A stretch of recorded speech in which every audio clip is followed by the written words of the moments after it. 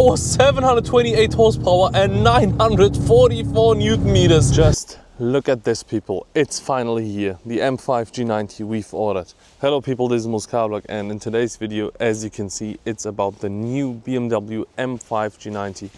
The one we've ordered in Marina Bay Blue with the Silverstone interior, like my old M5 F90. And in today's video, I'm gonna review it, show it to you, show you the exterior, the interior, and take it out for a drive. So let's dive right into this video.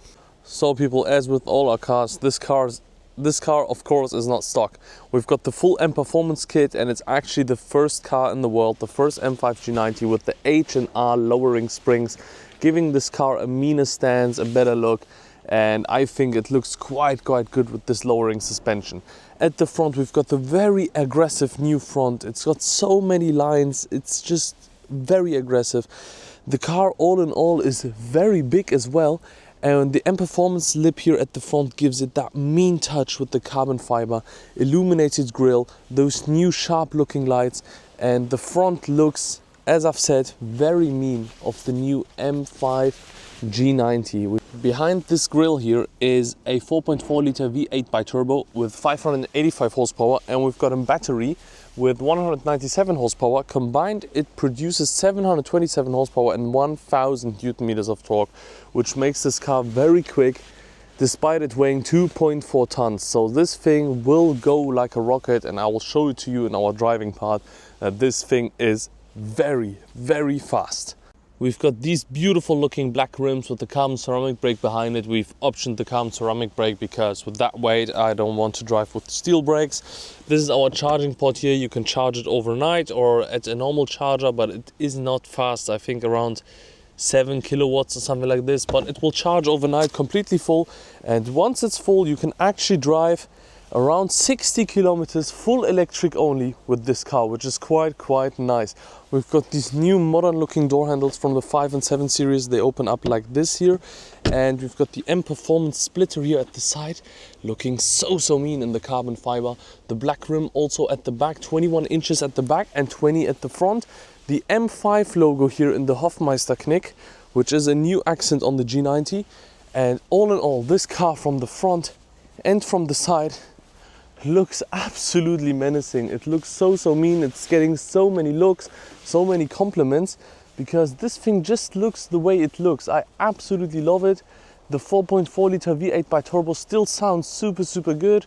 Of course on the inside it's very dimmed, but it still sounds very good. It moves like an M5 needs to move, and that's what I really like about this car. Despite its weight, it still drives like an M5. So people, moving on to the back of the M5 G90, as you can see, we've got the M Performance part. Just look at this spoiler here. It's so massive and in carbon fiber, fully covered in carbon fiber. It's a massive lip. You could even call it a ducktail. That's how massive it is. No windshield wiper at the back for the looks. This massive diffuser, as you can see, the M Performance carbon fiber diffuser. I think it looks so aggressive. BMW just should have developed some M Performance exhausts, because those exhausts are completely gone in that diffuser if you step some steps back. We've got the amazing reverse light here in the middle, which looks so cool, like on a Formula 1 car when you reverse. Basically just a white light in the middle. The carbon fiber diffuser is out of this world. The sound this thing produces is absolutely amazing. The look of it from the back is just how an M5 needs to look like. Slim lights, M5 badge, a lip, an amazing diffuser, and just so many more accents that are absolutely lovely. I also like the white or chrome surroundings on the M5 badge, looking very nice. Just look how that M Performance diffuser starts here. It starts basically behind the rear wheel here and goes completely through, fully covered in carbon fiber. This thing just looks absolutely astonishing and very aggressive. I absolutely love the M Performance kit on this car. Also the stock wheels look very good. You don't need any other wheels basically. That's how good it looks. And all in all, the side, the rear, the front, I think this thing looks like an M5 and everyone will love it. At the start everyone hates them, like always, but seeing this thing in real life, I've only gotten positive comments with this M5. Nobody said anything negative. Everyone just said, wow, this looks so cool. And that's basically how it is. Also, what we've also got is an extended rear arch here, which we don't have at the M3, which we didn't have at the previous M5s. We now got an extended rear, like on the BMW M3, with that extended back, which gives this car also a meaner look. Let's now jump inside and talk about the inside of this beautiful M5. So people, moving on to the interior, we've got the beautiful leather here, the Bowers & Wilkins, which sadly doesn't look as good as on the F90. We've got the white merino leather here, looking very, very good. Plastic window switches, everything here operated in touch. That's what my only downside about this car is. It's all touch operated, even the memory seats and everything. Even to open my fuel cap, I have to press this touch button here. New M5 doorstep, looking very, very good. Those seats, and let's now jump inside and take a look from the inside. So people, inside of the M5 G90, we've got this new steering wheel that reminds me a lot of the one in the BMW 7 Series, with the new M design here, like in the M3 and M4. Those are the new buttons. I still haven't got really used to them. And they're all also touch based, like you have to touch them, but they also catch fingerprints very, very fast. Carbon fiber shift pedals with the boost pedal here, very big M1 and M2 buttons. I will explain in a second why they are this big. This is our new ambient light with the M color, looking super, super good. The carbon fiber of the interior, those beautiful looking seats in the merino with the black leather also. Also in the back, we've got loads and loads of space. It's very nice. It's a 5 Series, an M5, how it needs to be. The beautiful black and white leather.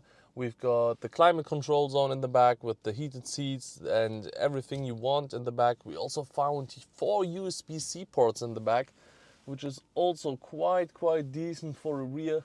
Isofix and the beautiful sunshade at the back, so giving this car the luxury aspect. This is our center console here, and basically we control everything through here. Our beautiful M shifter is now gone. We now got this razor thing here, which I don't know about it, but it feels nice in this piano. It really feels nice.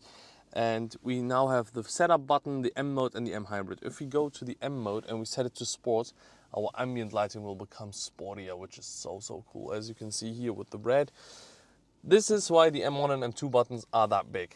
Look at the setup screen here. Since everything is in that menu here, in that setup menu, we basically had to get those massive M1 and M2 buttons, because you can't operate this whilst you are driving. This is so much to operate.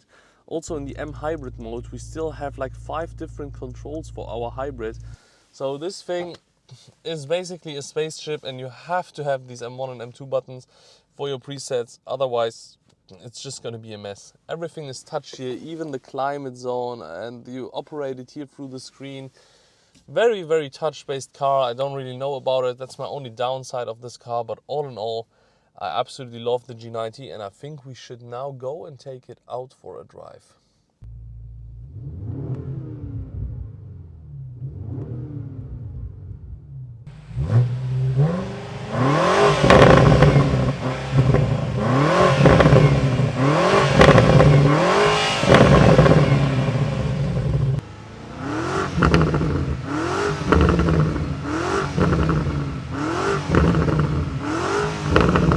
So people, after all the wait, we are finally inside of the BMW M5 G90. You've seen the interior, I've showed it to you. Now it's time to take it out for a drive. I've now put it into the electric mode just for a second, because this car can drive fully electric for over 60 kilometers realistically. And it's also quite fast, because it's got 197 horsepower electrically. Look at this, full throttle. And that's already 70, like it's really fast on the electric mode. You can realistically drive it as a daily in just fully electric, which is so crazy to me. It's not just 2 kilometers of electric range and up to 30 kilometers per hour. You can actually drive it and overtake trucks, etc. in the electric mode, which is so crazy. But this car is not about the electric mode. This car is about the hybrid system combined. So let's put it into the Dynamic Plus, which is the sportiest setting for our hybrid. Put the engine into the Sport Plus, etc, etc. And let's take it out for a drive here. As you can hear, we can already feel the 4.4 liter V8. Oh. So the people talked a lot about the weight of this car, etc. And they are right, 2.4 tons is not light, especially for an M car. But I can assure you that you are not feeling the weight in this car, especially when braking or turning. It feels so light, so nimble. The carbon ceramic brake has no problem at all with the weight. It just feels perfect. And I really love the steering wheel with the carbon fiber shift pedals here. And I think we should give this car some throttle now. So let's go. It just pulls left and right. This thing just wants to run. And you can clearly feel that this thing has 727 horsepower, 1000 Newton meters. The hybrid train is just perfect with the engine. They are not confusing each other. They work perfectly. Look at this here again. This thing is so fast. I am honestly not feeling the weight, and it's just really great. Also, the seat is very, very comfortable. It feels like you are in a luxury car. It feels like a 7 Series, to be completely honest. The steering wheel from the 7 Series, the console here, everything reminds me a lot of the BMW 7 Series. So people, the M1 and M2 buttons are really, really big on this car. I think this is because you just have a million modes here. Look at this, it's impossible to change all this whilst driving. We also got one for the hybrid here, 5 different modes. So that's why I think we've got the M1 and M2 has very big buttons, so we can have our preset. I will explain to you these in a second, but let's drive this car first.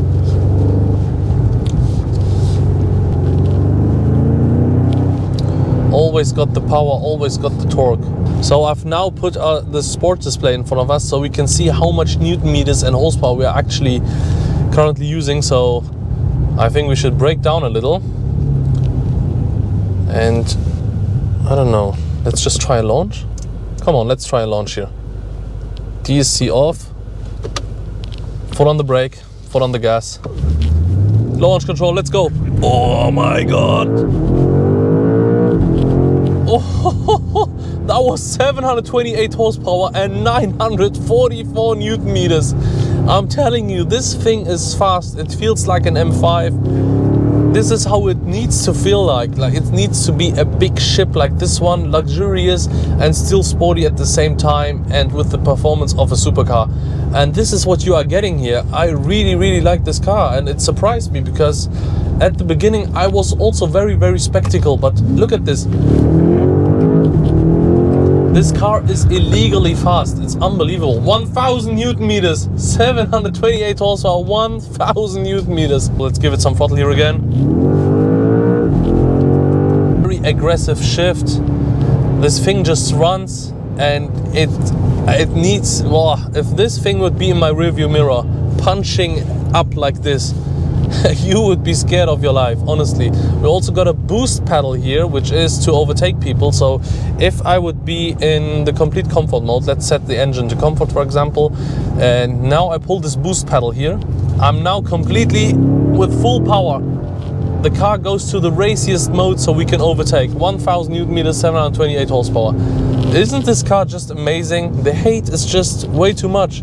Like, this car is so fun to drive, so comfortable, and you can also drive it fully electric only. It's crazy. It's got the best of all worlds. So let's turn around here and then take it back for a drive. The only thing I don't really like is that everything is touch-based in this car, so fingerprints everywhere. Even the steering wheel here has these touch-based buttons.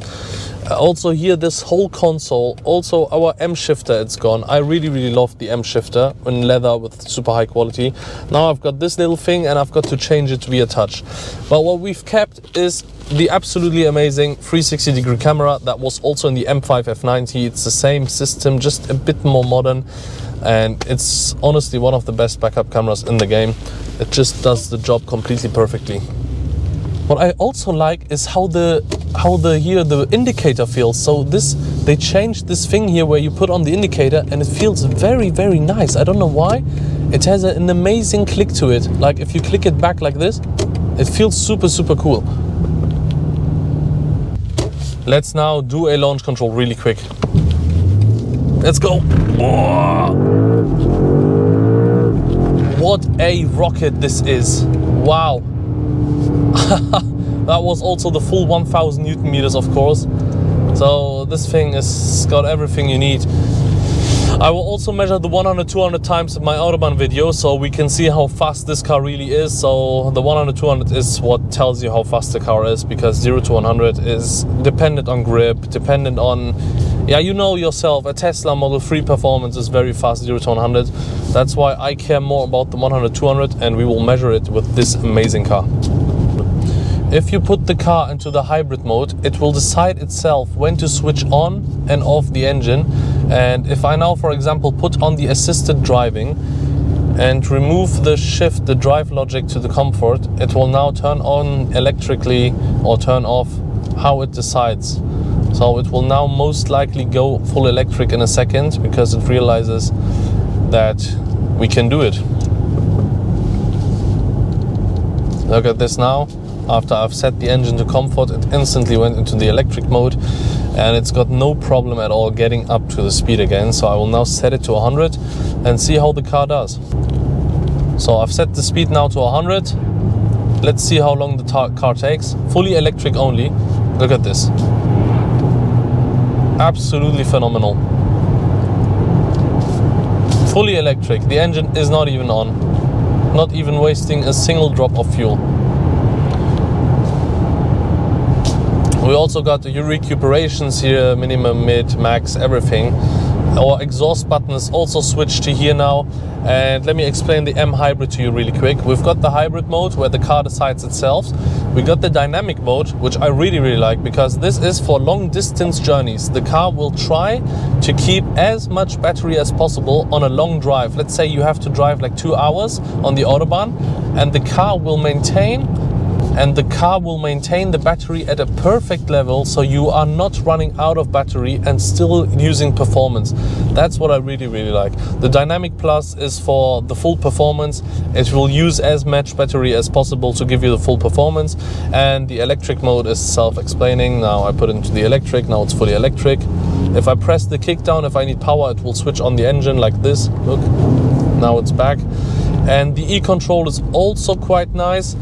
You can put the car into the e-control, and then it will use more fuel. It will use around 3 to 4 liters more fuel, but it will charge the battery, and it will actually charge it pretty quick.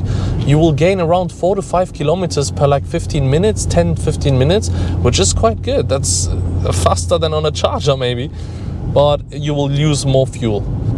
All in all, the brand new BMW M5 has convinced me a lot. It moved me over as an ex-F90 owner. We actually spec this car like my old BMW M5 F90. And it's a great daily driver, a super high performing vehicle, steers good, brakes good, accelerates insane. The only thing I don't like is the touch-based system, so it looks cleaner in here. But all in all, the car is very nice. Also for you people who like to maybe have a sportier gauge cluster, we have this option here. Everything turns red, as you can see, the M ambient color, and then it turns to red here, which looks also super aggressive. And we've got all our important data here on the left, our fuel and our battery, which is also a very nice display for you if you want to drive performance-wise. I would also really appreciate if you could give this video a like and subscribe if you've enjoyed this video, so loads more BMW M models, etc. will come. Check out my channel for more modded BMW M cars. This is actually the first lowered, the only lowered BMW M5 in the world in collaboration with H&R Springs. This is the first and only car with the H&R lowering springs, the development car, and it drives super nice with the springs. It's not like it's too stiff. It's way softer than my M5 competition back then actually, and I'm really in love. I would have never believed it, but let's go here. Look at this. It's just too fast for the road. I can't believe that a 2.4 ton car is too fast for the road. But then on the other hand, we could have expected that, because BMW did a great job with the BMW XM already, and this is basically the BMW XM platform as a sedan. And the XM was very fast, also faster than a Lamborghini Urus on the Autobahn, which is unbelievable.